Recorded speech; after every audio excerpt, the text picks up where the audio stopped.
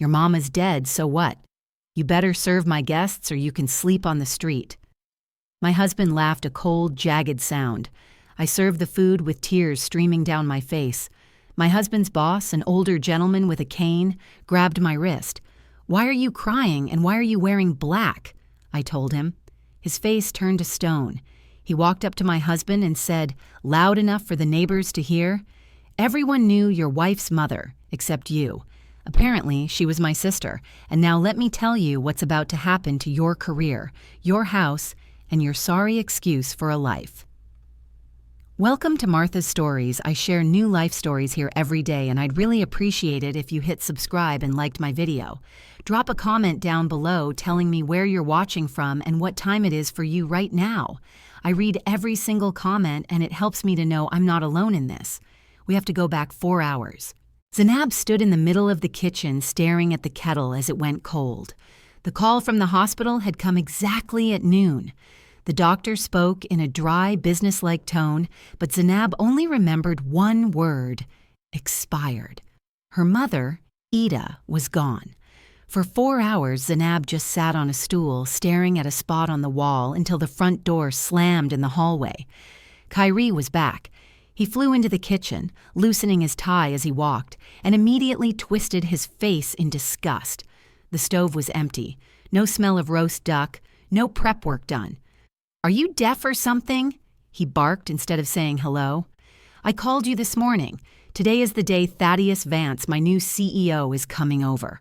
Whether I become VP or rot in middle management depends on this dinner. Where is the duck? Where are the appetizers?" Zainab looked up at him with red, swollen eyes. She tried to speak firmly, but her voice cracked into a whisper. "Kyrie, Mama's gone. She passed away today at noon." Kyrie froze for a second. He looked at his wife, then at the empty table, and an expression of extreme annoyance crossed his face, as if his car had broken down at an inconvenient time. "Died?" he asked coldly. "Well, we all got to go sometime. She was over 60, had a weak heart. It was expected." "Expected?" Zainab stood up. "Kyrie, that is my mother. I can't host guests today. Call them, cancel, tell them we have a death in the family." Kyrie stepped right up to her. He was a head taller and knew how to use his height to intimidate. He grabbed her by the shoulders and shook her hard. "You don't seem to understand," he hissed in her face. "Vance isn't the kind of man you say no to. He's driving all the way across town to see how his potential VP lives. If you start playing the tragedy card and mess this up, I will throw you out right now onto the street." Zainab looked out the window. Beyond the glass, the February wind was howling, sweeping snow against the gray apartment complex. She had no money, no keys to her mother's apartment because she'd left them at the hospital. She had nowhere to go. "You wouldn't do that," she said quietly. "Try me," Kyrie sneered. "This is a corporate apartment leased to the firm. You are nobody here. You have 2 hours. Wash your face, put on some makeup, and make this table look like Thanksgiving, and wipe that miserable look off your face. Guests want a party, not a funeral." Zainab swallowed her tears as she chopped vegetables. Her hands were shaking, the knife slipping, but she kept cooking. Fear of her husband and a habit of submission had eaten into her deeper than she thought over 10 years of marriage. When the duck was in the oven, she went to change. Her hand reached for the bright beige dress Kyrie liked, but her fingers chose something else on their own, a strict, high-necked black dress that hit below the knees. It was her quiet rebellion, the only way to honor her mother's memory in this house of absurdity. Exactly at 7 p.m., the doorbell rang. Kyrie threw the door open, spreading a fake wide smile. "Mr. Vance, what an honor. Please come in." A tall, solemn man of about 65 walked into the entryway. He leaned on a heavy cane with a silver handle. His gaze was sharp, heavy. He looked around the cramped hallway, the cheap wallpaper, and finally rested his eyes on Kyrie. "I hope the dinner is worth dragging myself all this way," he grumbled in a deep bass voice, taking off his coat. "Oh, my wife is a culinary miracle." Kyrie pushed Zainab forward. "Meet my Zainab." Thaddeus Vance nodded at her without smiling. Zainab tried to squeeze out a greeting, but her throat seized up in a spasm. She just bowed her head and quickly retreated to the kitchen. Dinner turned into torture. Kyrie kept cracking jokes, pouring cognac for his boss, and endlessly bragging about his non-existent achievements. Zainab brought out plates, changed silverware.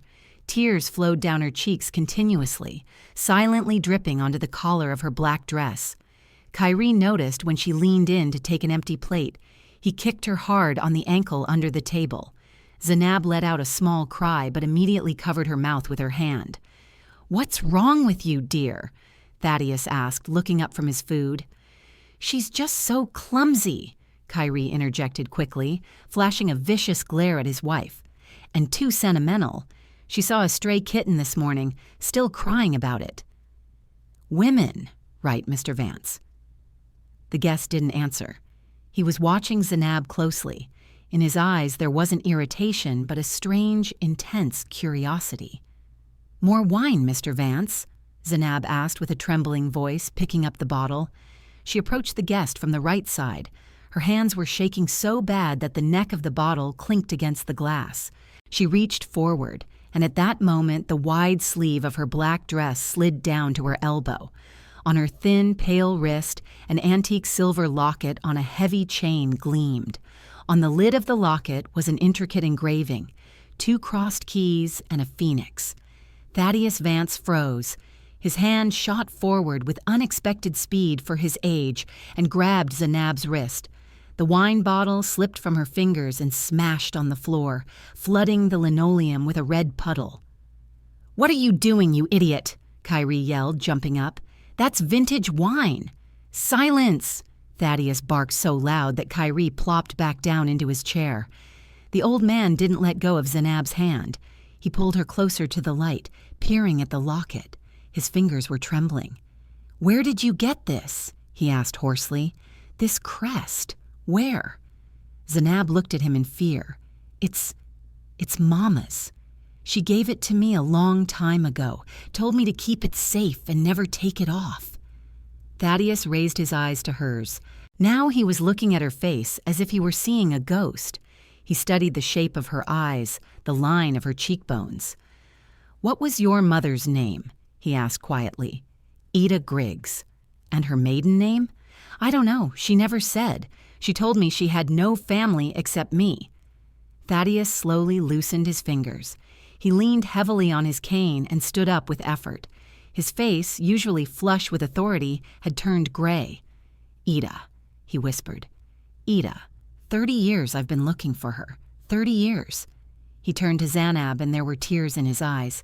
"Why are you in black, child? Why have you been crying all evening? Answer me." Zainab sobbed, unable to hold it in anymore. "Mama died today at noon." A deathly silence hung in the room. You could hear the refrigerator humming. Thaddeus closed his eyes and a single tear rolled down his cheek. Then he opened them, and a storm of rage was raging inside. He slowly turned his head toward Kyrie. Kyrie sat pale, mouth open, shifting his gaze from his boss to his wife. "Mr. Vance, I didn't know you two knew each other. She's just you forced her." Thaddeus's voice sounded like the rumble of an approaching avalanche. "Her mother died today, my own sister, and you forced her to roast a duck and serve you like a maid." "Sister," Kyrie squeaked, "but she's just a seamstress." "She was a Vance." Thaddeus struck the floor with his cane. "She ran away from our tyrant of a father 30 years ago to save her child, to save you, Zainab.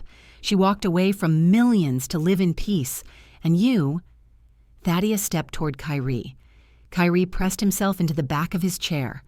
"You are not just fired, Mr. Peyton. You are finished. Tomorrow morning, no decent company in this city will even open your resume. I will personally see to it that you are sweeping parking lots for the rest of your days." Kyrie, realizing he had nothing left to lose, suddenly sneered. His face twisted with malice. "Oh, is that right? Well, both of you can go to hell. Just keep in mind, Mr. Vance, you are currently in my apartment, and you, Zainab, too. This is corporate housing provided to me by contract. Since I'm fired, I demand that unauthorized persons vacate the premises. And as for you, wifey, we'll settle this in court. Get out." Kyrie crossed his arms triumphantly, feeling like he'd gotten the last word. Thaddeus suddenly started laughing. It was a terrifying, dry laugh.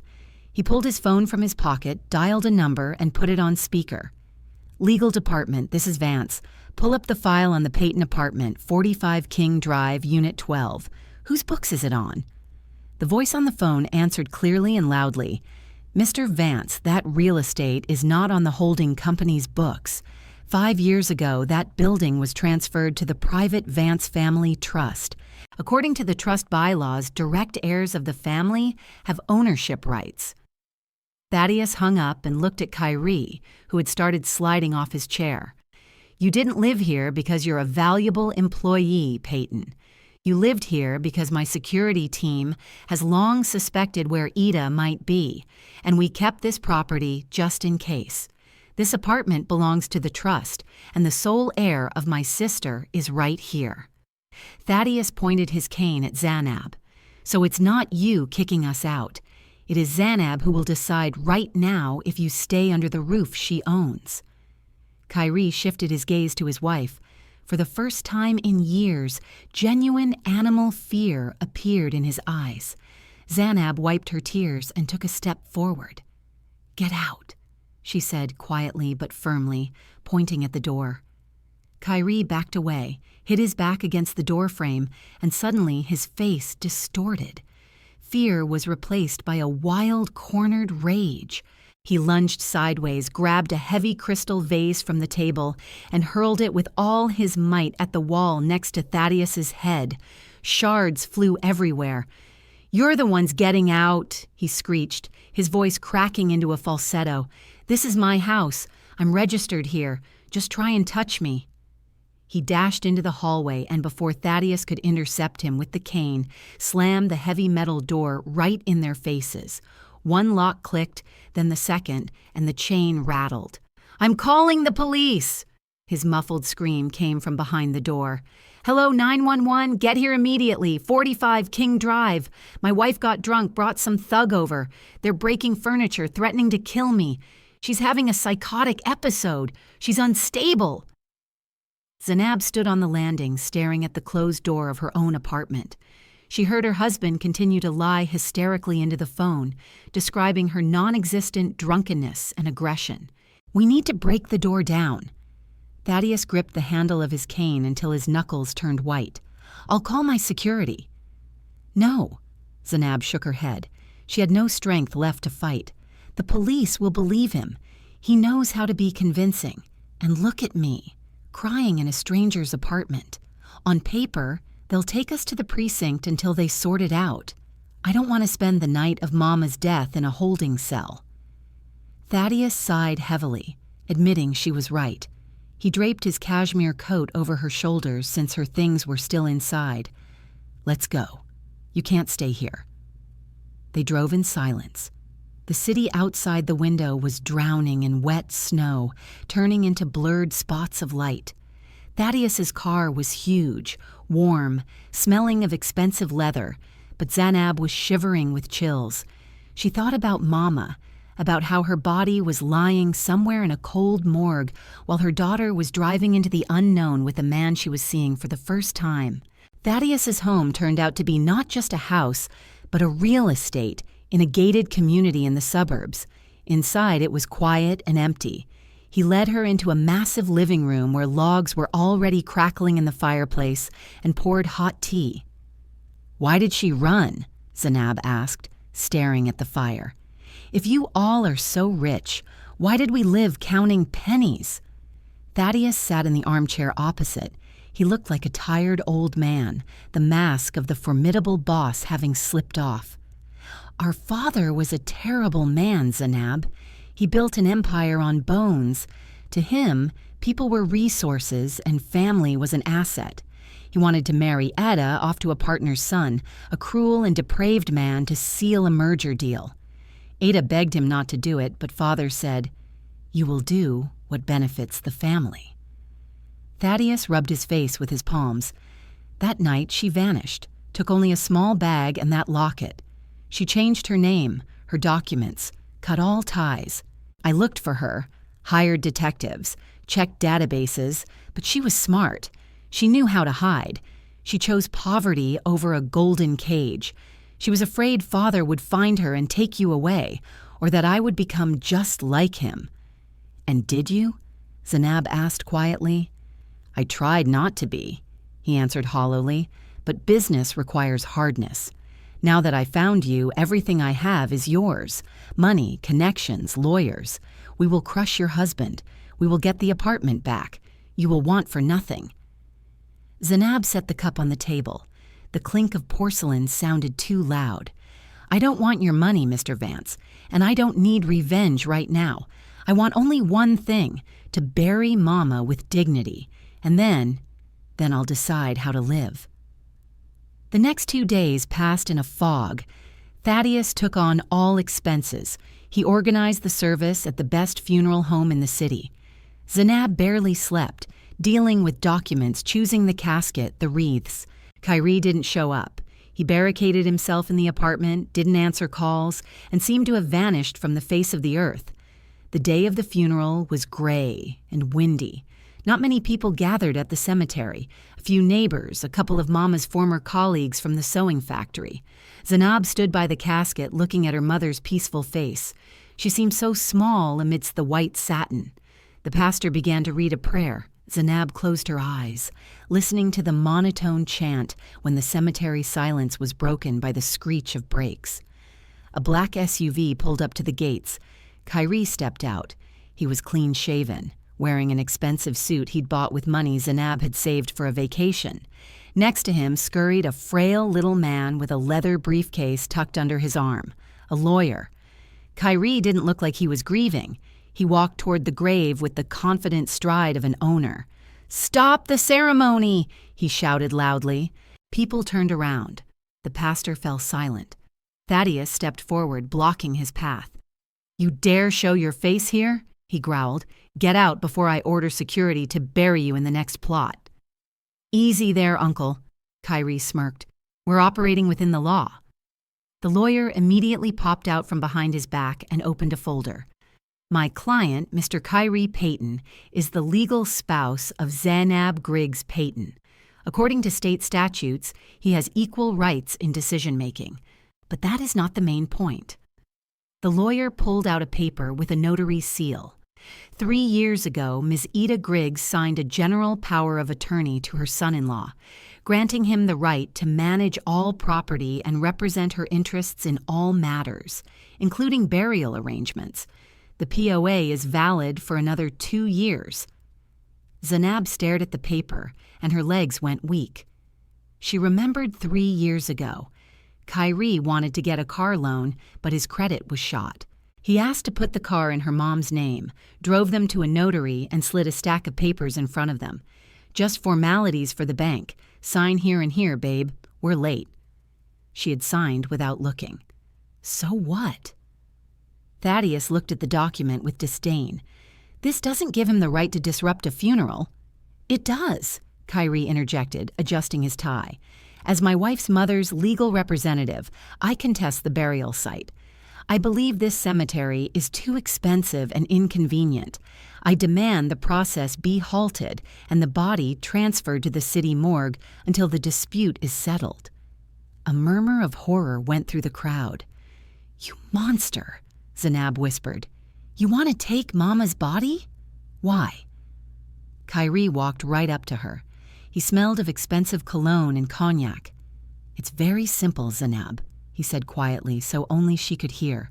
"You are going to sign a deed of gift for your Mama's old plot of land out in Oakwood Heights, right here on the hood of my lawyer's car. And we continue the funeral. You refuse, and your mother sits in a morgue cooler for another month while we sue each other." Zanab looked at him and didn't recognize him. This wasn't just a selfish man. This was an enemy. "The land?" she asked, confused. "That overgrown lot with the shack? It's just rotting wood and weeds. Why do you want it? It's worth nothing." Kyrie smiled smugly. That's none of your business. Maybe I want to grow tomatoes. So what's it going to be? You signing, or is Mama going back into the cold?" Thaddeus, standing nearby, suddenly frowned. He whipped out his phone and quickly typed something. "Oakwood Heights, Lot 34, he muttered, looking at a cadastral map. His face changed. He looked up at Kyrie, and in his eyes there wasn't just contempt, but an understanding of the scale of the villain. "Ah, you little vulture," Thaddeus drawled. "What is it?" Zanab asked. Thaddeus turned the phone screen to her. "Zanab, he isn't planning to grow tomatoes. Yesterday, the governor signed the final plan for the new federal interstate expansion. It goes right through Oakwood Heights." Zanab still didn't understand. She looked at her husband, whose cheek had started to twitch nervously. So, Thaddeus said harshly, staring Kyrie in the eyes. "The state is buying out these lots under eminent domain, but not for the price of a shack. The land in this zone has been rezoned for commercial use. The compensation for your lot, Zanab, will be around $1.2 million. The crowd gasped. Zanab shifted her gaze to Kyrie. He knew. He had known for months. He didn't just want a garden. He wanted to steal over $1 million from her, blackmailing her with her dead mother's body. "You knew," Zanab exhaled. It wasn't a question. It was a verdict. Kyrie stepped back. Red blotches covered his face. The mask of the confident master of life cracked. "So what?" he snapped. "We're family. It's community money. Sign it, or I swear this coffin goes back to the city right now." "It's going nowhere," came Thaddeus's calm voice. He didn't shout. He just made a hand signal, and two sturdy men in black overcoats who had been standing by the cars silently approached Kyrie and his lawyer. "Your document is worthless trash," Thaddeus said to the frail lawyer. "A power of attorney can be revoked in a split second. Zanab, say it." Zanab straightened up. For the first time in days, she felt not pain, but a cold, ringing rage. "I revoke the power of attorney right now in front of witnesses." Kyrie's lawyer turned pale and snapped his folder shut. "In that case, we have no legal grounds to interfere, Mr. Payton. We'd better go." "What?" Kyrie screeched. "Who are you listening to? I pay you. Do something." But Thaddeus's guards had already gently but firmly taken them by the elbows. "The service continues," Thaddeus announced loudly to the pastor, "and these gentlemen, please escort them to the gate." Kyrie tried to break free, shouting curses, yelling that he would sue everyone, but his voice was drowned out by the wind. A minute later, the black SUV peeled out and disappeared around the bend. The funeral proceeded peacefully. When the casket was lowered into the frozen earth, Zanab threw the first handful of dirt. With every thud of soil on the lid, something inside her died. The old Zainab, who was afraid to look her husband in the eye, who endured humiliation to save the family, stayed down there. "Let's go," she said to Thaddeus when it was over. "Where to?" he asked. "My place?"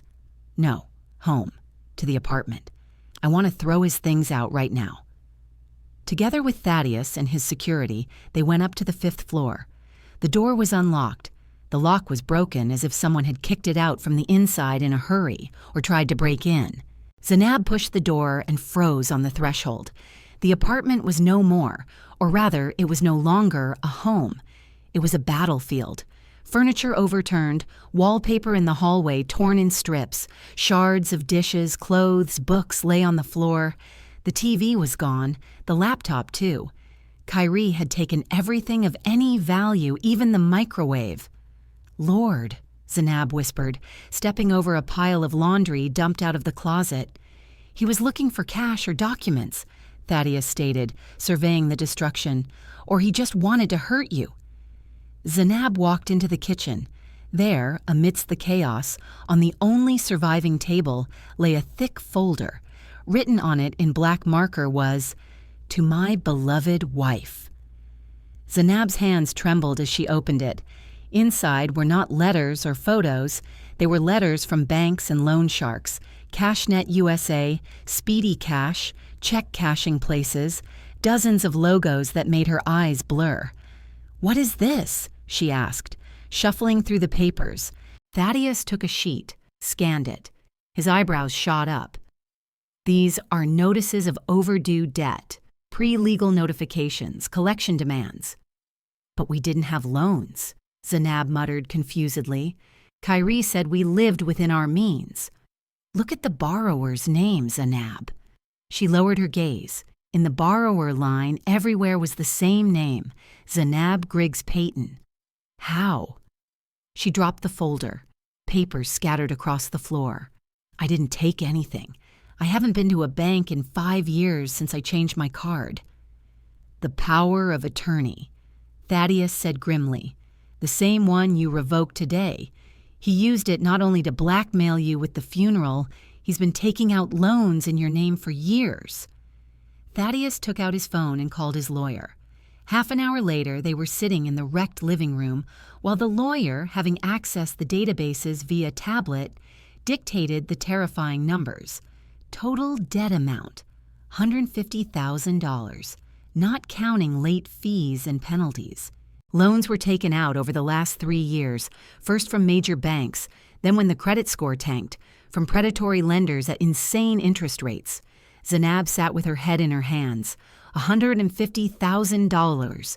She, a seamstress making $30,000 a year, owed $150,000. Where? She whispered. Where did he put this money? We didn't buy anything. I wore the same old coat. We ate pasta. He said he was saving for a condo. At that moment, her phone lying on the table rang, an unknown number. Zanab pressed answer. Ms. Griggs Payton, a rough male voice. Debt Recovery Agency. Your husband, Kyrie Payton, listed your number as a contact. He's hiding, but the debt is on you. When do you plan to settle? We have information about your place of employment. We'll come by there tomorrow and we'll visit the neighbors. Zainab hung up. The phone immediately rang again. Another number, then another. The attack had begun. Kyrie hadn't just run away. He had thrown her into a pit of vipers. I'll cover it all, Thaddeus said firmly. My lawyers will contact all creditors tomorrow. We'll pay off the debts. To me, this amount is negligible. Zanab looked up at him. There were tears in her eyes, but her gaze was hard. No, Zanab, don't be foolish. They will eat you alive. You don't have that kind of money. If you pay, I stay the same fool everyone decides for, she said, standing up. First a husband, now an uncle. I've been a victim my whole life, Mr. Vance. I signed without looking. I endured. I believed. Enough. She walked to the window. The wind flapped a torn curtain. I need to understand where the money went. I need to find him. This is my business. Thaddeus looked at her with respect. All right then, let's look at the statements.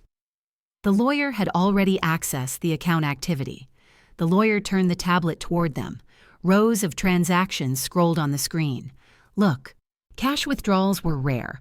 Mostly transfers, regular large sums, $2,000, $5,000, $10,000, all to the same account.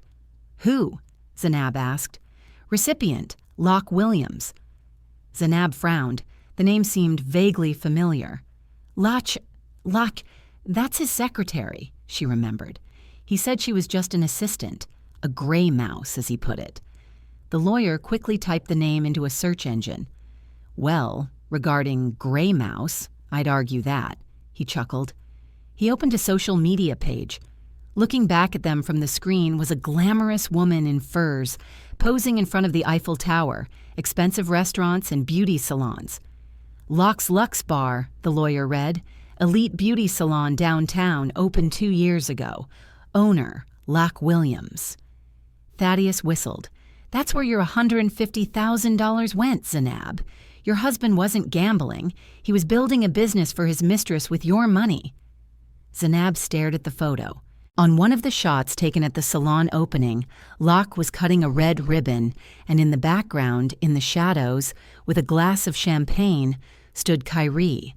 He was smiling like he never smiled at home, happily and proudly.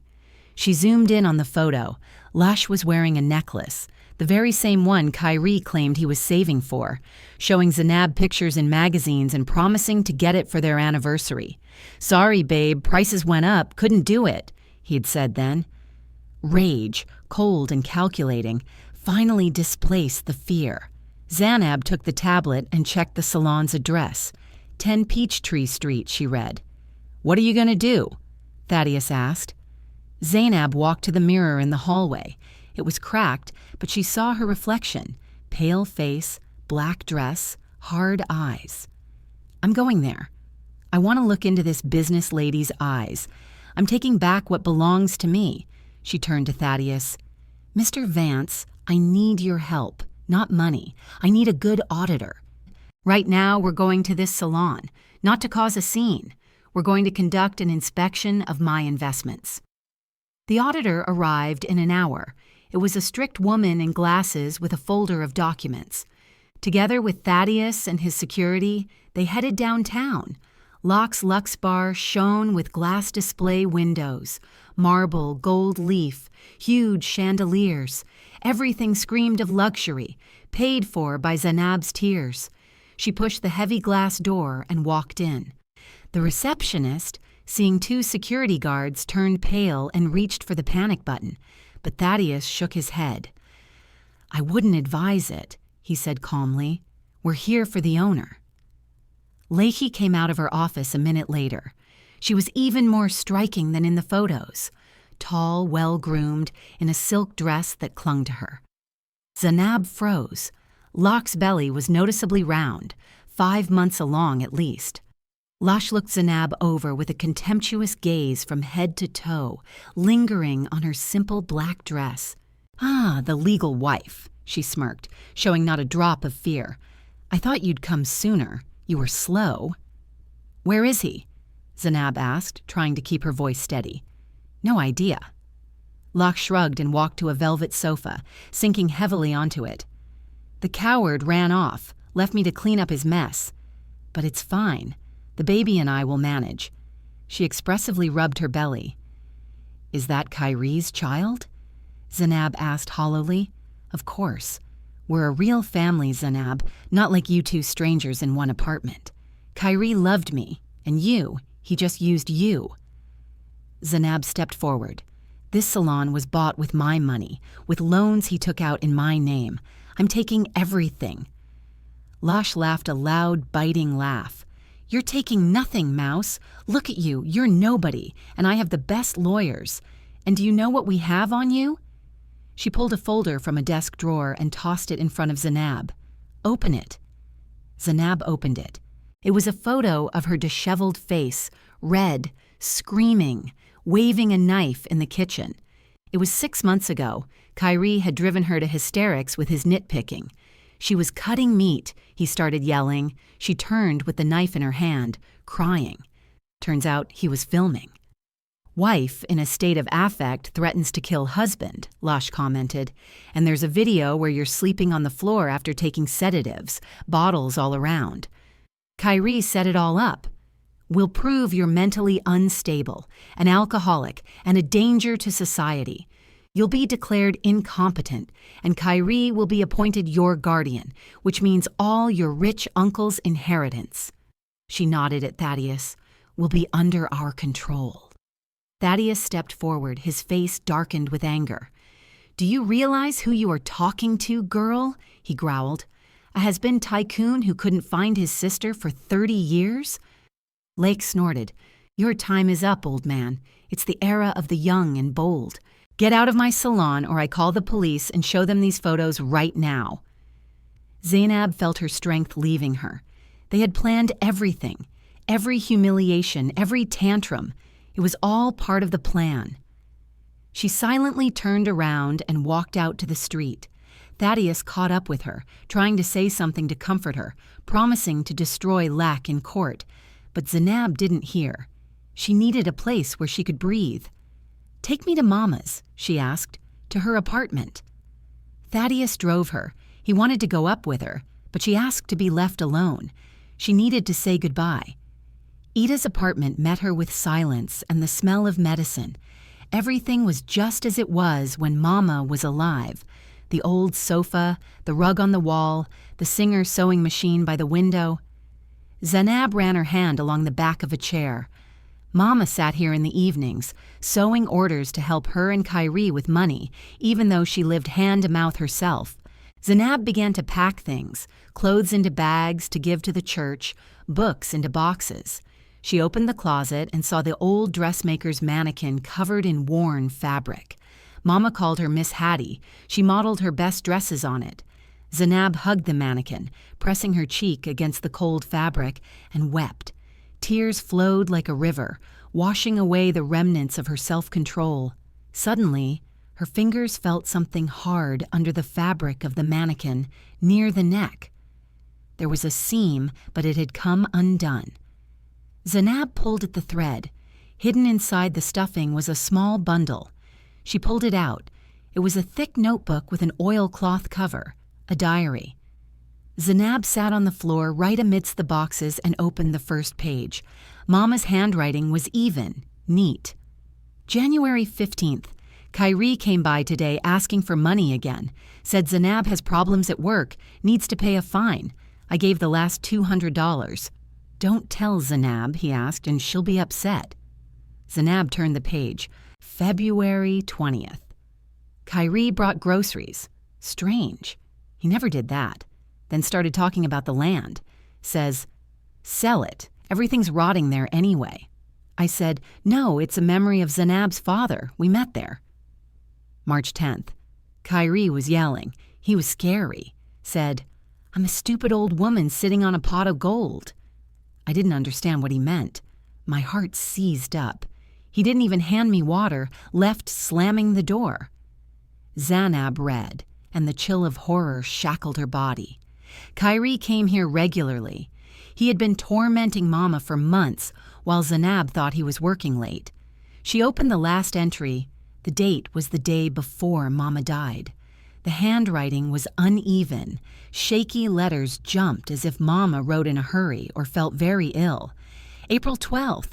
He was here again. Brought me new heart pills. Said he bought imported ones, expensive because he cares. I took one in front of him.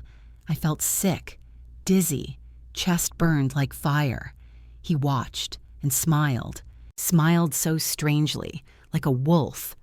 When he went to the bathroom, I looked at the bottle. The label was Reglude Crooked. I saw him pouring something in the kitchen while I looked for my glasses. Lord, he wants to kill me. I'm scared to call Zainab. He said, if I make a peep, something will happen to her. If I die, daughter, know this wasn't my heart. Check the blue bottle in the medicine cabinet. He switched the pills. Zainab dropped the diary. A scream got stuck in her throat. This wasn't just theft, not just adultery, not just fraud. This was murder. Kyrie poisoned her mother. He systematically, cold-bloodedly killed a human being to get hold of land for a highway construction. Zainab jumped to her feet and rushed to the bathroom.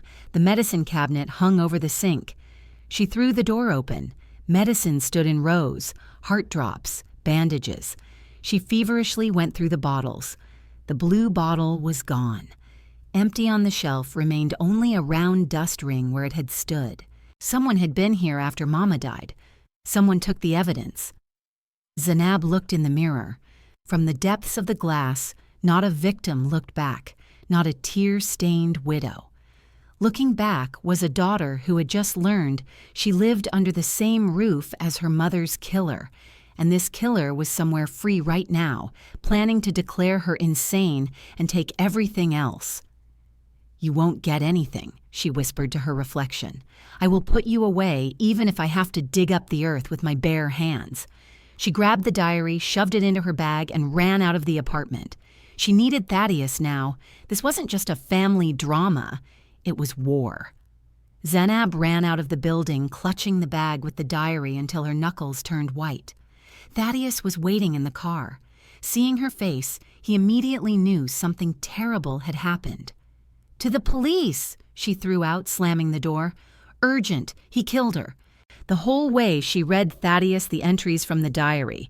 His face turned to stone with every line. At the police precinct, They were met coldly. The duty detective, a young guy with tired eyes, twirled the old notebook in his hands. "Ma'am, these are just notes," he sighed. "Elderly woman, bad heart, imagination. Where is the proof? Where is this blue bottle of yours?" "It's gone," Zainab almost screamed. "He took it. He was there." "Who? My husband?" The detective smirked. "Any witnesses? Cameras?" "No. The body is already buried. The autopsy showed heart failure, which for her age and diagnosis is normal. To open a murder case and exhume, we need solid evidence, not a diary. Maybe she mixed up the pills herself, or you, forgive me, are making this up on nerves to get back at a cheating husband." Zainab walked out of the office feeling helplessness squeezing her throat. The law was blind, and Kyrie was acting. That same evening, Thaddeus turned on the TV in the living room of his mansion. A talk show, City Speaks, was on the local channel. In the studio, on a soft couch, sat Kyrie. He looked perfect. Modest black suit, tragic expression, slightly red eyes. "I just want my wife back," he said with a trembling voice, looking straight into the camera. "We lived 10 happy years, and then this rich relative appeared. He turned her head with money, took her away, hid her in his castle. Zainab isn't herself right now. She's under the influence. She didn't even let me into her mother's funeral, can you imagine? Didn't let me say goodbye to my beloved mother-in-law." The host nodded sympathetically. "And is it true you were kicked out of your own home?" "True." Kyrie wiped a non-existent tear. "I'm staying with friends right now, but I won't give up. I love Zainab. I will save her from that golden cage." Then a special guest was invited to the studio. Out walked Ms. Bernice, Kyrie's mother, a small, withered woman in a headscarf. She started sobbing from the first second. "My son is a saint," she wailed. "He worked 2 jobs for that, for Zainab, and she's ungrateful, drove her mother to the grave with her indifference, and now wants to leave my husband penniless.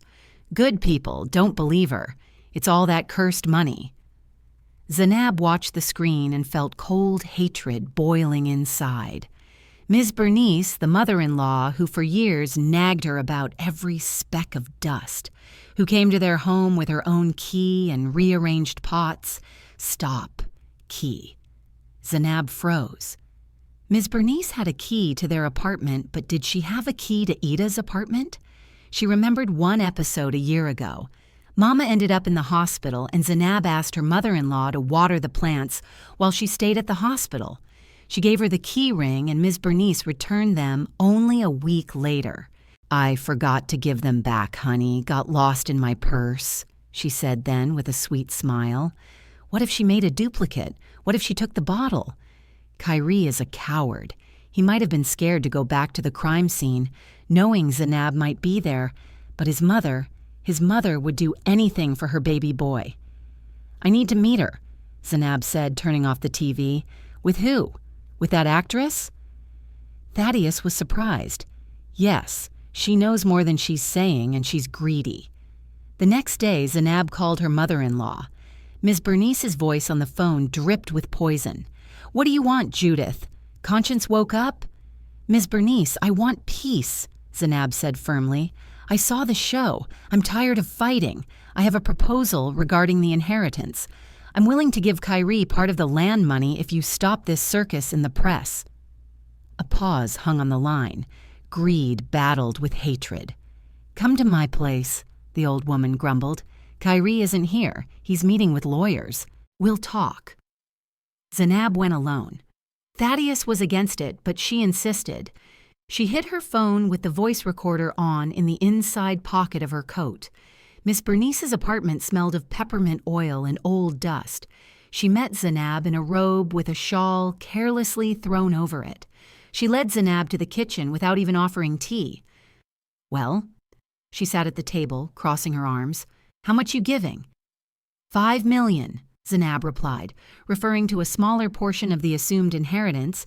"But I need guarantees." The old woman's eyes glinted greedily. 5? Too little. The land is worth way more. "Kyrie gets 5 or nothing. I can drag the courts out for years." Ms. Bernice chuckled. Fine. What do you want? I want to know the truth. Zainab leaned forward. About the pills. The mother-in-law's face didn't twitch. She was a tough cookie.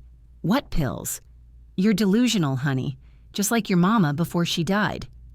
I know Kyrie switched them, Zainab bluffed. I know you took the bottle. I have video from the hallway camera. You entered Mama's apartment the day after she died. It was a lie. There were no cameras in Mama's hallway, but Zainab prayed fear would work. Ms. Bernice turned pale. Her eyes darted around. She clutched her heart. This time it seemed real. You're lying. There ain't no cameras there.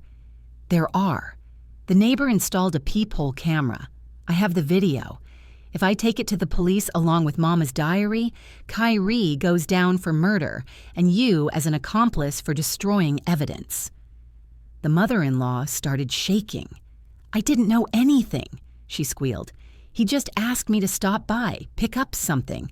Said the medicine was expensive. Shame to throw it out. I didn't know what he did. I just took the bag and threw it in the trash. Threw it out. Zainab's heart dropped. The evidence was destroyed. Yes, in the dumpster by the house. How was I to know? She started sobbing. He's my son. He said it was for business, that you wanted to ruin him. Zainab realized there would be no confession to murder. The old woman would claim ignorance. But she needed something she could hit Kyrie with, something that would destroy his alliance with Lashe. Fine, Zainab said, changing tactics. Let's say I believe you. But tell me one thing. Why does he need all this? He has Lach now, a baby on the way, a new family. And here Miss Bernice's face twisted. The malice she had been hoarding suddenly found an outlet. She hated Lach even more than Zainab. Family? She snorted. What family? That painted hussy. She's milking him like a cow. The baby? What's wrong with the baby? Zainab asked, alert. The mother-in-law suddenly went silent. She realized she'd said too much, but Zainab had already latched onto that thread. Ms. Bernice, if you stay silent now, I go to the police with the video. Kyrie goes to jail and Lashe takes all his money, the money he stole from me, and lives happily ever after with another man. Is that what you want? Your son rotting in prison while that girl lives large? It was a hit to the sorest spot, a mother's jealousy of her son's mistress. She's lying to him, Ms. Bernice whispered viciously. Lying to his face about what? About the baby. It ain't his baby. Zainab froze. How do you know? Ms. Bernice stood up, went to an old cabinet and pulled a yellowed medical file from the back. Kyrie got sick as a child, bad mumps with complications. Doctors back then said he will never have children. I didn't tell him. Why upset the boy? Thought maybe a miracle would happen. But when that tramp showed up with a belly after knowing him 2 months, I knew right away she got knocked up by someone else and is hanging noodles on Kyrie's ears so he'll open salons for her. Zainab stared at the file in her mother-in-law's hands. This was a bomb. Kyrie didn't know he was sterile. For the sake of an heir, he robbed his wife, killed his mother-in-law, destroyed his life, and the heir was a stranger's. Give me the file, Zainab said. Why? The old woman pressed the folder to her chest. To save your son from that scammer. You want to open his eyes, don't you? Ms. Bernice hesitated for a second, then a vengeful smile distorted her face. She handed the file to Zainab. Take it. Let him know what kind of snake he warmed up. Only about the video you'll delete it, right? Of course. Zainab nodded, hiding the file in her bag next to the phone that had recorded every word. As soon as we're done with Lush. She left the mother-in-law's apartment. Her legs were shaking, but her soul felt a strange, angry triumph. There was no evidence for murder yet, but she held a weapon capable of blowing up their happy family from the inside, and when they start tearing each other apart, the truth will float to the surface. The next morning, Zainab called Kyrie. I'm ready to negotiate, she said dryly. Enough of the show. Meet me at noon in the conference room of the Plaza Hotel. Bring Lush. This concerns her too. Oh, giving up? Kyrie's voice was smug. Realized you're nothing without me? Fine. We'll be there. Get your uncle's checkbook ready. The plaza was neutral territory. Thaddeus rented a small meeting room. He sat at the head of the table, grim and silent as a rock. Zainab was at his right hand. Only a thin folder lay before her. Exactly at noon, the door swung open. Kyrie walked in, shining like a polished penny, and behind him, clicking her heels, floated Lush. She wore a white dress emphasizing her belly and a fur coat clearly bought recently. They sat opposite, demonstratively holding hands. Well, relatives, Kyrie started, lounging in the chair, let's get straight to business. My terms are simple. 50% of Vance's company shares go to me, plus compensation for emotional distress, $20 million, and so be it. I give Zainab a divorce and forget about the apartment. Thaddeus didn't even blink. He slowly shifted his gaze to Zainab. Your turn, he said quietly. Zainab picked up the folder. Her hands weren't shaking. Fear was gone. Only cold contempt remained. Kyrie, do you really think you are in a position to set terms? She asked. Me? Of course, he laughed. I hold all the aces. Public opinion, videos of your tantrums, a pregnant wife. By the way, meet the future heir. He nodded at Lach's belly. That's my son, what you couldn't give me. Lach rubbed her belly and smiled her predatory smile. Yes, Zainab, we're having a boy, a real Peyton. Zainab silently opened the folder, took out a single sheet, a copy of the doctor's conclusion from Kyrie's childhood file, an old yellowed form with a blue stamp from the clinic. She slid the paper across the polished table.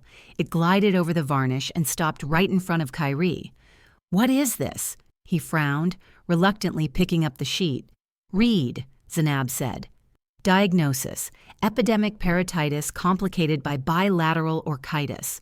Urologist's conclusion: complete azoospermia, irreversible infertility. Silence hung in the room. You could hear the air conditioner working. Kyrie read. His lips moved. He reread the lines over and over as if they were written in a foreign language. This is nonsense, he whispered, raising completely white eyes to Zainab. This is a fake. Mama knew, Zainab interrupted. She hid it from you for 30 years so as not to traumatize her beloved son. But yesterday she gave me the file. Kyrie slowly turned his head toward Lach. She sat frozen like a wax doll. The smile slid off her face, leaving a mask of horror. You knew? Kyrie asked. His voice was quiet, terrifying. Kyrie, it's a mistake, Lach babbled, scooting away from him. Doctors make mistakes. Medicine is different now. I'm sterile, he screamed, jumping up and slamming his fist on the table so hard the water pitcher jumped. Since childhood, I can't have kids. Whose bastard is that? He grabbed Lach by the shoulder. She shrieked. Whose talk? Let go, you're hurting me, she screamed, trying to break free. Fine, not yours. Not yours. Happy. You're a broke loser anyway. Where would you get money for a baby? Kyrie recoiled as if slapped. I did everything for you. I took out loans. I opened a salon for you. I even... He cut himself off. Lach, realizing there was nothing left to lose, went on the offensive. Her face twisted into a grimace of hatred. What did you do? Hung loans on your wife, hero? But you're a zero yourself. I thought you get an inheritance. Thought you were smart, but you're just a pathetic, henpecked man who can't even kill properly. It became so quiet in the room that the air seemed to ring. Thaddeus leaned forward. What did you say? He asked in an icy tone. Kyrie paled even more. Shut up, he hissed at Lach. Shut up right now. But Lach couldn't be stopped. Hysteria mixed with disappointment and fear of being left with nothing broke the dam. Why should I shut up? She screeched, poking a finger at Kyrie. You promised me mountains of gold. Wait till the old hag dies. We'll sell the land. We'll live it up. And now what? I'm pregnant, no money. The salon gets seized for your debts. And for what did I put up with your slobbering?" "Where is the blue bottle?" Zainab asked loudly, standing up. Kyrie jerked toward Lake, trying to cover her mouth with his hand, but Thaddeus was already there. He intercepted Kyrie's arm and forcefully twisted it behind his back. Kyrie howled and slammed face first into the table. "Talk!" Thaddeus barked at Lake. "Where's the proof? Or will you go down as an accomplice in a group murder? You'll have to give birth in prison." Locke started shaking. All her arrogance vanished. She was just a scared, greedy girl who played too hard. I didn't kill anyone. It was him. He thought of everything." "Where are the pills?" Zainab pressed. "Miss Bernice said she threw them away. Is that true?" "No," Locke shouted. "She's lying. They're all lying. Kyrie didn't throw them away. He's paranoid. He kept them to blackmail the pharmacist." "What pharmacist?" Thaddeus asked. Kyrie wheezed under his hand. "Shut up, you fool. I'll kill—" "The pharmacist who sold him that poison without a prescription." Locke was selling everyone out to save her own skin. "He hid the bottle in the garage, inside an old winter tire. He said, 'If that old geyser tries to turn me in, I'll show the bottle with his prints.'" "Who sold him the medicine?" Zainab walked right up to Locke. "Name?" Locke sobbed. "Uncle Elroy." "Elroy Jenkins?" Zainab froze. "Uncle Elroy, Ms. Bernice's own brother, Kyrie's uncle. He works as a pharmacist at the pharmacy on King Drive." Lash continued, smearing mascara down her cheeks.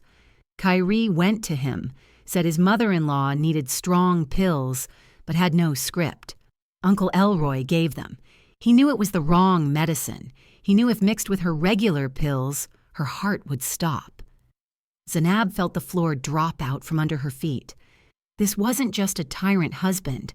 It was a family enterprise. Mother, son, and uncle.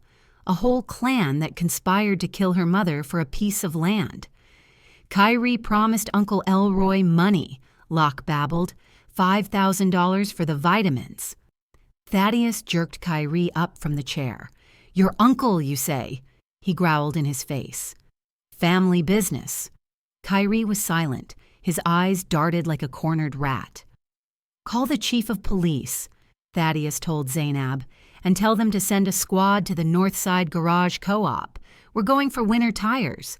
Lash collapsed onto the chair and covered her face with her hands. "And me," she whined. "Nothing happens to me, right? I told everything." Zainab looked at her, at that expensive manicure, at the belly where a stranger's child grew, having become a bargaining chip in this dirty game.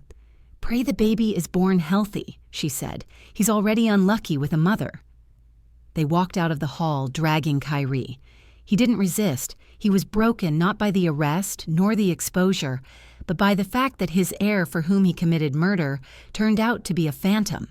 His male ego was destroyed, and that hurt more than handcuffs. But for Zainab, everything was just beginning.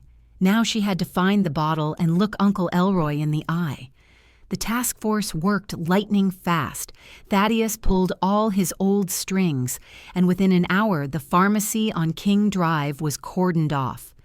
Elroy Jenkins, Uncle Elroy, was taken right behind the counter. He didn't even have time to take off his white coat. During the search in the back room, they found not only unaccounted drugs, but a black ledger. There, among entries about selling codeine syrup to junkies, was one line, "KP Special Order $5,000 deposit." Date matched, initials too. But while the police were filling out protocols and driving to the garage for that very bottle, Kyrie disappeared. In the chaos, when he was being led out of the hotel under a promise not to leave town, the investigator didn't have an arrest warrant in hand yet, only Locke's testimony, which needed verifying. He managed to bolt. He asked to use the bathroom, climbed out through a narrow window into the back alley, and dissolved into the city. 2 hours later, a notification from the bank came to Zainab's phone.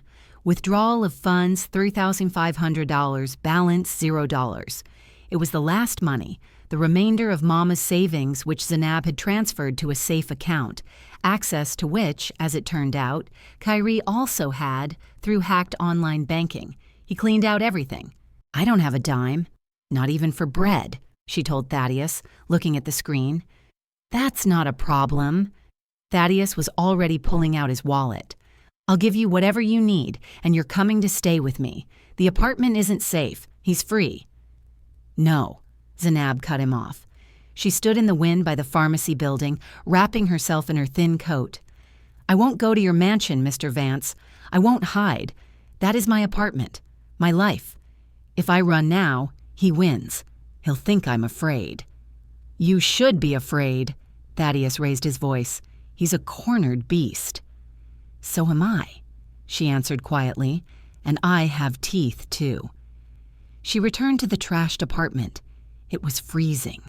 Kyrie, leaving either in a fit of rage or to force her out, had shut off the valves on the radiators and broken them so they couldn't be opened without tools. Outside, it was 4 degrees Fahrenheit, inside barely 40. Zainab didn't cry, tears ran out. She put on 2 sweaters, wool socks, lit the gas stove in the kitchen to get at least a little warm. She took Mama's diary out of her bag, but not to read about the pills. She opened it from the back where the sketches were. Mama drew dresses, not the dreary robes she sewed to order for neighbors. She drew real beauty, flowing silhouettes, strict lines, unusual collars. "Collection for my Zainab" was written in the margins. Zainab walked to the sewing machine. The old singer was the only thing Kyrie couldn't carry away. Too heavy. Fabrics. There were no fabrics. Kyrie had hauled out all the stocks of expensive silk and wool Mama had saved for years. Zainab looked around. In the corner lay the old curtains Kyrie had torn down, thick, heavy velvet, the color of dark wine. On the floor, his discarded shirt of good cotton. "Fine," she said aloud. "We'll sew from what we have, from the wreckage." She sat at the machine. Her hands remembered the movements. The scissors cut the fabric with a predatory crunch. She cut not by rules, but by instinct. The curtain turned into a complex skirt, the husband's shirt into a corset with stiff inserts. She sewed all night. The cold bit her fingers, but she didn't stop. This was her therapy, her revenge. Every stitch was like a nail in the coffin of their marriage. By morning, the dress was ready. It was strange, gothic, but insanely beautiful. A phoenix dress rising from ashes and dirt. Zainab put it on, let her hair down, stood before the cracked mirror, turned on the camera on her phone, and started a live stream on social media. She had few followers, a couple of dozen acquaintances, but she titled the stream, "How My Husband Stole $150K from Me, Killed My Mother, and Left Me to Freeze. My Confession." "Hi," she said into the camera. "My name is Zainab, and this dress is sewn from curtains my husband tore down when he trashed our apartment." She started telling the story calmly, without hysterics. She showed the apartment, the ripped-out outlets, the icy radiators, the empty fridge. She showed Mama's sketches. "He thought he would break me by taking the money, but he didn't know my inheritance is poverty. It's these hands and this talent Mama passed to me." People started tuning in. First 10, then 100. Someone reposted. The story started to go viral. Comments poured in like a waterfall. "Stay strong. What a horror. Where is this scumbag?" By lunch, thousands were watching. People started sending donations for food, for a heater, for a lawyer. Thaddeus called her. "Are you out of your mind? You're provoking him." "I'm making him famous," she answered. "Now not only the police are looking for him, but the whole internet." And it worked. An hour later, a message appeared in the comments. "I saw him an hour ago. Route 66 Motel, mile marker 50. Red Toyota, plates covered in mud. He was buying gas in a canister at the station nearby." Zainab passed the info to Thaddeus. He sent people, but Kyrie was already gone from the motel. The clerk said the guest acted weird, twitchy, constantly looking at his phone, and then saw Zainab's stream. Someone on staff was watching it at the front desk. He turned white, the clerk said, saw her showing the apartment and people writing support. He hissed something like, "She's using this for PR too," grabbed the gas can and drove off. "Where?" Thaddeus asked over the phone. "Toward the city." Zainab sat by the sewing machine reading comments. She felt warm, not from the radiators, but from human support. She felt strong. Suddenly, the doorbell rang. She flinched. "Who is it? Police? Thaddeus?" She walked to the peephole. Dark. The light in the hallway wasn't working, probably burned out or someone unscrewed it. "Who's there?" she asked. Silence, then a rustle. A strange gurgling sound as if someone was pouring water on the floor. Zainab sniffed. A sharp, acrid smell hit her nose. Gasoline. Her heart stopped. She heard the click of a lighter. "Zainab," Kyrie's voice from behind the door was drunk and cheerful. "I watched your stream. Cool dress. Too bad it's synthetic. Flashes fast." "Kyrie, don't do this," she screamed, recoiling from the door. "You wanted fame?" he yelled. "You wanted to burn me in front of the whole world? Well, burn yourself along with your rags and that damn diary." A sharp whoosh. A snake of fire crawled under the door. The old linoleum in the entryway flared instantly. The wooden door upholstered in faux leather caught like a torch. Zainab rushed back into the room. The way out was cut off. Fire greedily licked the walls, devouring the wallpaper. Smoke was already filling the hallway in black billows. She grabbed the diary and her phone, ran to the window. 5th floor, concrete and ice below. The door to the room began to char. Kyrie hadn't run. He stood there behind the door, laughing. He hadn't come just to scare. He came to finish what he started with her mother. Destroy the witness and the evidence in one strike. Smoke poured from under the door in thick black clouds, instantly filling the entryway.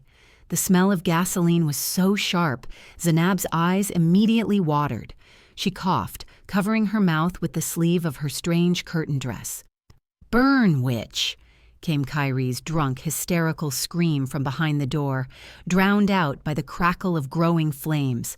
Zainab darted to the door but immediately recoiled. The metal handle was red hot and the paint on the frame was bubbling. The way back was cut off. The fire roared like a living creature, eating the old fuel-soaked linoleum.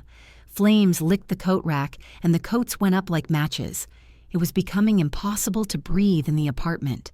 Heat came in waves, mixing with the freezing cold coming from the broken window, but the fire was winning. Zainab grabbed the most valuable things from the table, Mama's diary and the phone. There was nothing else to save. The Singer machine was too heavy. The fabrics had already caught fire. She rushed to the window she had broken herself with a chair minutes ago. She leaned out. 5th floor, below a concrete courtyard covered in a crust of ice and dirty snow. Wind hit her face, burning her skin with frost, but behind her was scarier. "Help!" she screamed, leaning over the sill. People were already gathering in the yard. Neighbors ran out of the building in robes and jackets thrown on hastily. Someone pointed a finger at her window. "Jump to the balcony roof!" a guy yelled from below, waving his arms. "4th floor, the balcony is glassed in, but it has a roof." Zainab looked down. The balcony roof below was narrow, sloped, and icy. One wrong move and she flies down to the asphalt. In the room behind her, something crashed loudly. Probably the wardrobe fell. Tongues of flame danced on the ceiling, creeping toward the chandelier. Breathing became impossible. Zainab realized either she crashes or she burns alive. She swung a leg over the sill. A sharp shard of glass sticking out of the frame slashed her calf, but she didn't even feel the pain. Adrenaline drowned everything out. She stood on the outer ledge, clutching the brickwork with white knuckles. The wind tore at the hem of her long velvet dress, trying to throw her down. She took a breath, squeezed her eyes shut, and let go, sliding down. The impact was hard. She landed on the tin roof of the 4th floor balcony. Her legs slid on the ice. She fell on her side, hitting her hip painfully, and rolled toward the edge. Her fingers frantically scratched the smooth metal, trying to find any grip. At the last moment, when her legs were already dangling in the void, her hand hit the metal bar of the railing. She gripped it with a death grip. Sirens wailed in the distance. Into the yard, crushing snowbanks and pushing parked cars aside, flew a red fire truck. "Ladder fast!" commanded a voice on a megaphone. Zainab hung by one arm, watching columns of black smoke and sparks erupt from her window overhead. It felt like an eternity passed before the strong arms of a fireman in turnout gear grabbed her and pulled her into the bucket of the ladder truck. As soon as her feet touched solid ground, medics ran to her. They threw a thermal blanket over her, started asking something, measuring pressure, but Zainab didn't hear them. She stared at the entrance. 2 police officers were dragging someone to a patrol car. It was Kyrie. He wasn't running, he wasn't hiding. He looked absolutely insane. His face was smeared with soot, jacket unzipped despite the freeze. He was laughing, throwing his head back, and that laugh was scarier than the fire itself. "Burn, baby, burn," he yelled, spitting saliva. "So it doesn't go out. No apartment, no evidence, no diary, no jail. I solved everything. I'm a genius." A cop pressed his head down hard, shoving him into the back seat. "That's my wife up there." Kyrie continued to squeal as the door slammed. "I warmed her up. She was cold without heat. I'm a good husband." Zainab met his eyes through the glass. There was not a drop of remorse in them, only the wild animal thrill of destruction. He saw her alive, wrapped in a foil blanket, his face twisted into a grimace of disappointment and hatred. He started thrashing in the car, trying to kick the window out until the cops calmed him down with a baton. Thaddeus arrived in 20 minutes. He found Zainab in the ambulance. She sat clutching the saved diary, smelling of smoke. "How are you?" he asked, his voice trembling. "I'm okay," she said quietly. "But him? He's a finished man," Thaddeus said harshly. "Attempted murder, arson, destruction of property. He won't wiggle out of this." But they underestimated Kyrie, or rather, his ability to survive at someone else's expense. 3 days passed. Zainab lived in a small apartment downtown that Thaddeus temporarily rented for her. She refused to go to his mansion, wanting to keep some independence, but agreed to security at the door. The news Thaddeus brought was discouraging. "He got a lawyer," the uncle said, tossing a folder of documents on the table, "and not just a public defender. He's being defended by Reginald Sterling, the most expensive and unscrupulous lawyer in the state." "How?" Zainab was surprised. "Kyrie has no money. I blocked all accounts, and what he stole he spent on luck and debts." "That's the thing." Thaddeus rubbed the bridge of his nose. "He found money. A lot of money. Sterling doesn't take cases without a giant retainer. But where from? His mother?" Zainab froze with a cup of tea in her hand. "From Ms. Bernice, but she complained she was a poor pensioner." She lied. She had savings. Old reserves, gold, antiques, family jewelry she hid in a bank box, and at home in stashes. Kyrie, before driving over to burn your apartment, stopped by her place. Thaddeus opened the folder and showed the police report. He drugged his mother with tea laced with sleeping pills. While she slept, he cleaned everything out, cracked the safe, took the keys to the deposit box, took everything, and immediately pawned it, giving the money to the lawyer. He robbed his own mother. Zainab couldn't believe such a level of baseness. And now this strategy works. The lawyer already filed a motion. They aren't denying the arson. They are claiming insanity. Thaddeus turned on the tablet. A recording of the lawyer's press conference played. A slick man in an expensive suit spoke into microphones. "My client, Kyrie Payton, is a victim of circumstances, prolonged stress, financial collapse, death of a beloved mother-in-law, betrayal of a wife who left for a rich relative. His psyche couldn't take it. It was a nervous breakdown, a state of temporary insanity. He didn't understand what he was doing. He isn't a criminal. He is a sick man who needs help, not prison. We will demand involuntary commitment to a clinic." Zainab clenched her fists. "Clinic? In 6 months he'll walk out with a certificate that he's healthy and roam free." "Exactly." Thaddeus nodded. "And the scariest part is, they have a chance. Expertise can be bought, and Sterling knows how to deal with judges. We need ironclad proof that he planned the crime in advance, that he is cold-blooded and calculating. Mama's diary isn't enough. The lawyer will say it's the ramblings of a sick woman. Lashi's testimony isn't enough either. She's an interested party, a scorned mistress." The doorbell rang. Thaddeus's guard peeked into the room. "Miss Griggs Peyton, you have a visitor. A woman says she's your mother-in-law." Zainab and Thaddeus exchanged glances. "Let her in," Zainab said. "Ms." Bernice walked into the room, and Zainab didn't recognize her.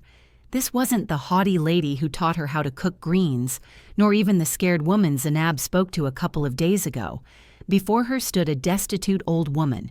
She was dressed in an old, worn coat, under which a nightgown was visible. On her feet were worn-down boots. Her face was gray, swollen from tears, hair disheveled.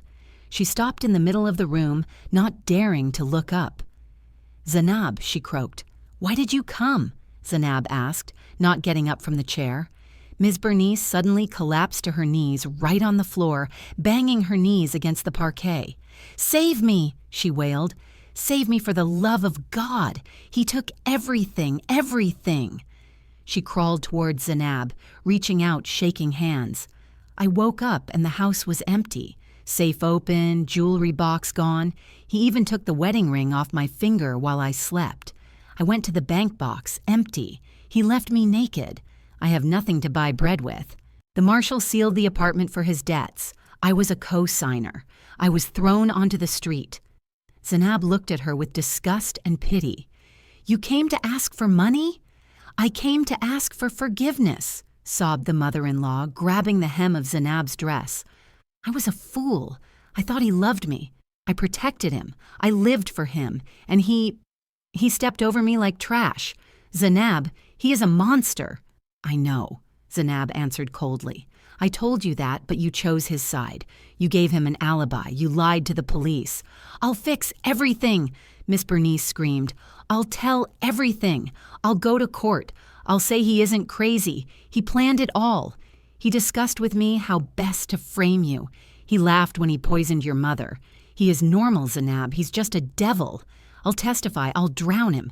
Just don't abandon me. Give me a corner. Give me even a penny. I'll die on the street."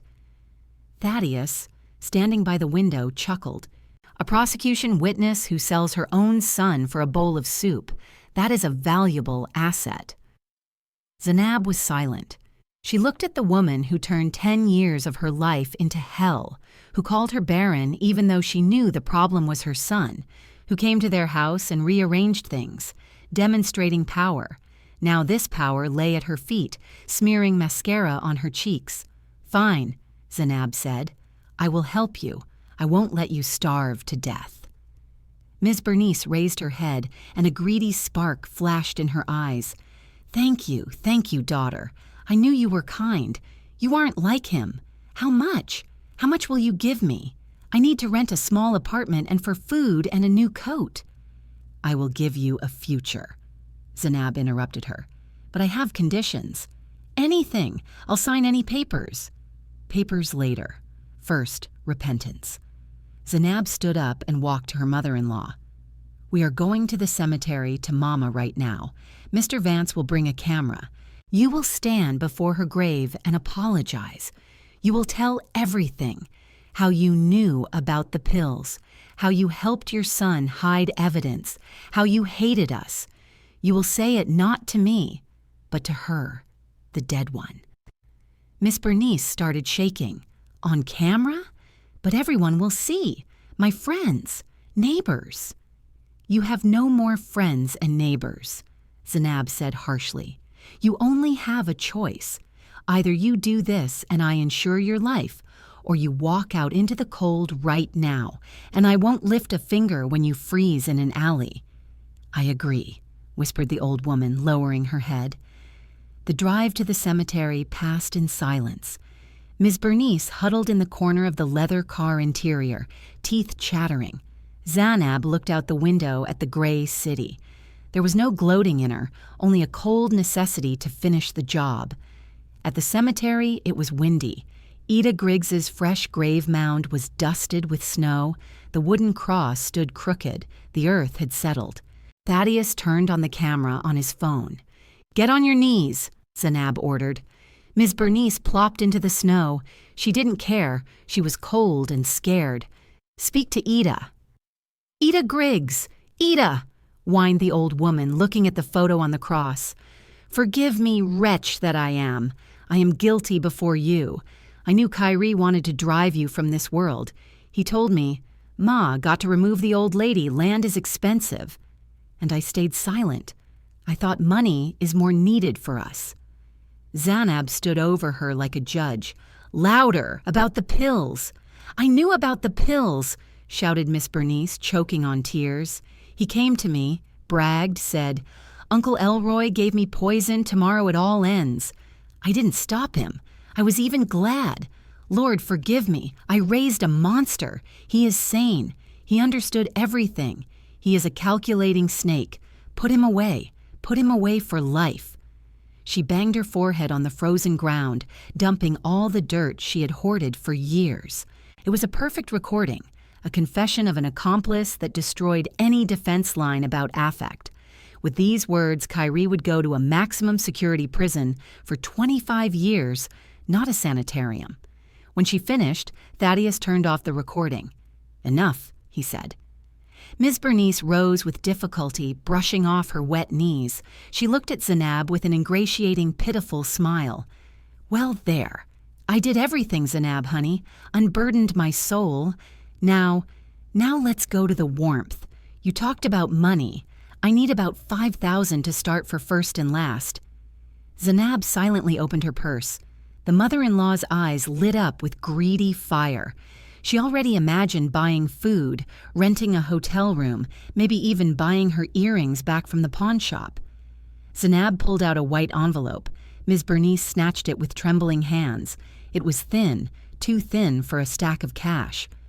"A check?" she asked hopefully. "You wrote a check?" She tore the envelope open. Inside lay a bus ticket. Miss Bernice froze. She brought the paper to her eyes, squinting. "Bus terminal Tupelo, Mississippi," she read slowly. "Departure today at 6:00 p.m. exactly." She looked up at Zanab. "What is this?" "This is your future, Miss Bernice," Zanab answered calmly.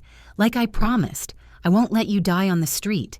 In Tupelo, that's a long ride from here, stands my great-grandmother's old house. It's been empty for 5 years, but the walls are sturdy.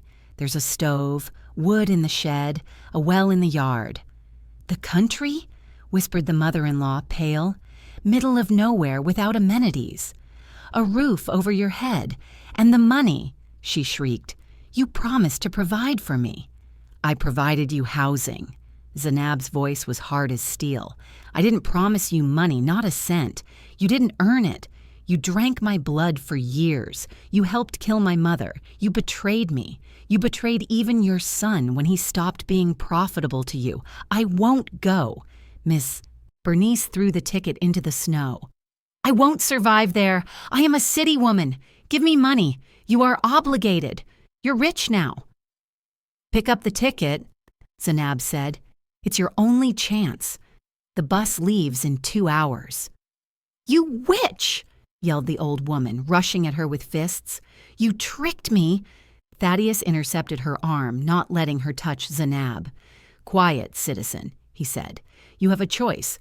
Either you take the ticket and go atone for your sins in the sticks, or I hand this recording to the district attorney right now, and you go down as an accomplice in premeditated murder. That's 8 to 20 years in prison. Believe me, conditions are worse than in a village with a stove." Miss Bernice went limp. She realized the trap had snapped shut. She had talked herself into a sentence, and now her freedom depended only on the mercy of this woman she so despised. She, slowly sobbing, sank into the snow and picked up the ticket. Damn you, she hissed, looking up at Zanab. Bus station is that way. Zanab pointed to the cemetery gates. Walk, it's good for your health.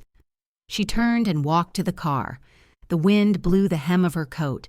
She felt no pity, only huge relief. The last thread connecting her to the past was cut. To court, she told Thaddeus, getting in the car. Now we have everything to destroy Kyrie. The car pulled away, leaving the lonely figure of the old woman in the middle of the cemetery alley. Snow began to fall harder, covering the tracks. 6 months passed. The courthouse was surrounded by journalists. This case became the loudest trial of the year in the city, the case of the Black Widower, as the papers dubbed it. Zanab stepped out of Thaddeus Vance's car. Camera flashes blinded her, but she didn't even blink. She wore a deep burgundy pantsuit sewn from her own sketch. Perfect cut, rigid shoulder lines, high collar. She no longer looked like a victim. She looked like a queen walking to a coronation. The courtroom was packed when Kyrie was brought in. A whisper went through the room. He had deteriorated badly over these months in county jail. Gaunt, lost weight, black circles under his eyes. His expensive suit hung on him like a sack. He scanned the room with a hunted look, seeking support but saw only cold faces. Locke wasn't there. She left town the day after the scandal, realizing there would be no money. His mother wasn't there either. She was sitting in a remote village without phone service. Zanab stood at the witness stand. Miss Griggs-Peyton, tell the court what happened, the prosecutor asked. She spoke for an hour and a half. Her voice was even, calm, without hysterics or tears. Every word drove a nail into Kyrie's defense. She presented Mama's diary, red lines written with a trembling hand about switched pills. She laid out bank statements showing transfers to Lashi's accounts and loans, taken under a fraudulent power of attorney. She showed the video of the fire where Kyrie laughs in front of the burning door. And finally, the main ace was played. The video from the cemetery, Ms. Bernice's confession. Dead silence hung in the room when the words of the defendant's mother sounded from the screen. He is sane. He is a calculating snake. He planned the murder. Kyrie, in the cage, covered his face with his hands. His lawyer, Reginald Sterling, sat with a stone face, realizing the fee hadn't been earned. The version about temporary insanity crumbled to dust. "Defendant, do you have anything to say?" the judge asked. Kyrie raised his head. Tears of malice stood in his eyes. "It's all her," he shouted, pointing a finger at Zanab. "She set it all up. She's a witch. She turned my mother against me. She stole my life." The judge banged the gavel. "Sentence will be pronounced now. 25 years maximum security with full confiscation of property to pay debts and restitution to victims." When the bailiffs led Kyrie out, he tried to spit in Zanab's direction but missed.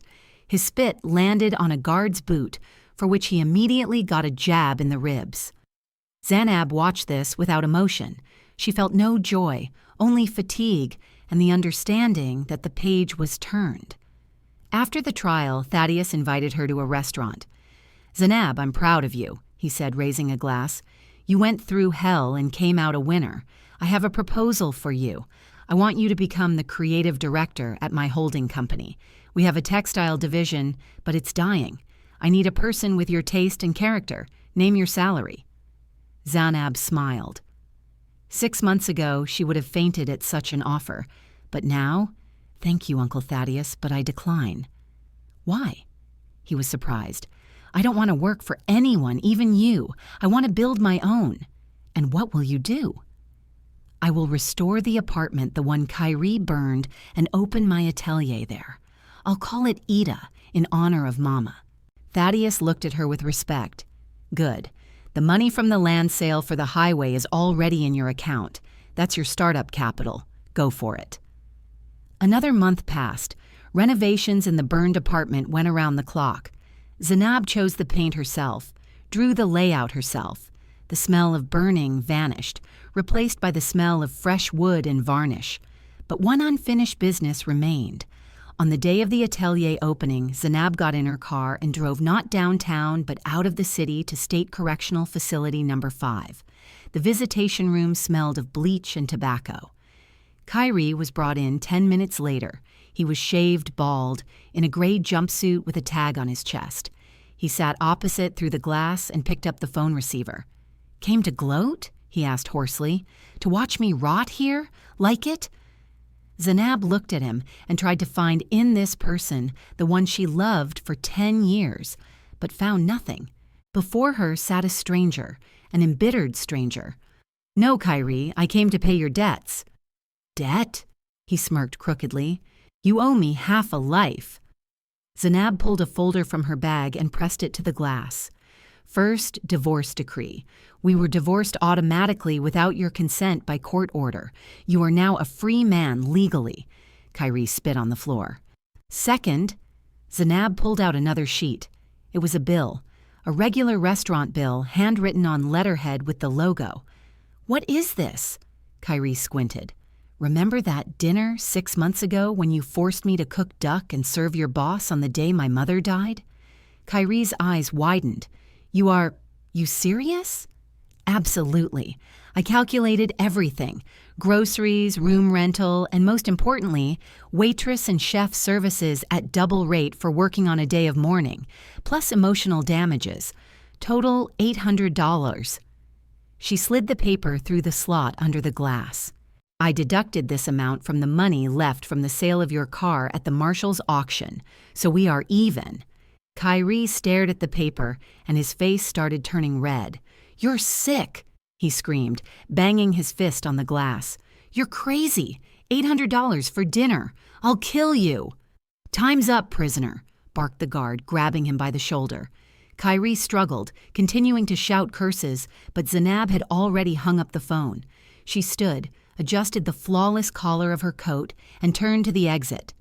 "Hey, 142!" shouted the guard at Kyrie. "Hands behind your back. Move to the cell." He no longer had a name. Zainab walked out to the street. The sun blinded her eyes. She got in the car and drove back to the city. At the entrance to the former apartment building, now turned into a stylish entrance with the sign, Ida. Bespoke fashion, a line stood. Women of different ages seeing her car began to whisper. "That's her, the owner. They say she sews dresses that change destiny. I saw her stream. She's such a strong woman." Zainab got out of the car. She smiled, not with that timid smile she used to try to please her husband, but with the smile of a winner. She cut the red ribbon. "Welcome," she said. "We are open." She walked inside into her new world, where there was no place for fear, humiliation, and people who don't know how to love. Kyrie remained in the past, wiped away like a stain of dirt from the hem of a royal dress, and ahead was life, her own. Well, friends, that's the story. Heavy, right? But I think very instructive. You know, while reading, I kept thinking, did Zainab do the right thing? On one hand, it's harsh, sending the mother-in-law to a remote village, putting the husband away for 25 years, and even handing him a bill at the end. Some might say revenge, others might say justice. Because think about it. They didn't just hurt her. They tried to destroy her morally, financially, even physically. Kyrie killed her mother, torched the house. The mother-in-law covered for a killer for money. Can such things be forgiven? Can you turn the other cheek when you're stabbed in the back? I think Zainab did what she had to. She didn't take revenge in a dirty way. She simply allowed the law and karma to do their work. She protected herself and her mother's memory, and most importantly, she didn't break. She turned her pain into power, into creativity. Did you like the story? And which city are you listening from? Let's meet in the comments. If you like the story, you can support me by sending us super thanks so I can keep bringing more stories like this. Thank you so much for your sweet support. I'm looking forward to your comments on the story. On the screen, you can see 2 new life stories that I highly recommend. There's so much more on my channel. Don't forget to subscribe. See you in the next life story with love and respect.